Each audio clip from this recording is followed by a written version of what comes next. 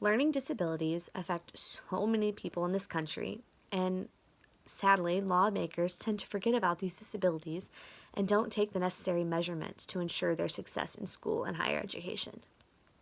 Recently, the Promoting Real Opportunity, Success, and Prosperity Through Education Reform, or the PROSPER Act, was introduced by the chairwoman of the House Education Committee to all of the House. While several good points were made throughout this new act, they sadly forgot to include everything that the RISE Act stood for as a portion of the new act, along with a few other things. The RISE Act gave college-age students the ability to submit their 504 plans as proof of their disability and receive necessary accommodations through their college and through the Center for Disabilities. The National Center for Learning Disabilities has been advocating for lawmakers to revise the PROSPER Act to ensure that those with disabilities are being properly represented. In 2006, a study was done by the Centers for Disease Control, or the CDC, which showed that approximately 20% of school-aged kids have a learning disability of some kind. Okay, that study was done over 10 years ago. Imagine how many kids it would be now that learning disabilities are so much more widely accepted in schools and advocated for than it was then. Without having assistance of some kind, kids with ADHD or dyslexia or even like test anxiety and many others are not going to be able to keep up with the students in their classes, and ultimately our country is just going to be setting them up for failure. Luckily, in the past couple years, we've started to have programs and plans like the 504 plan that work to help protect and provide for the students who need the extra help or assistance.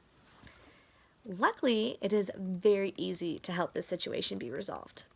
If you were to research the work that is done by the National Center for Learning Disabilities, you will see, even on the very front page of their website, that their only goal is to help those kids who are affected by learning disabilities.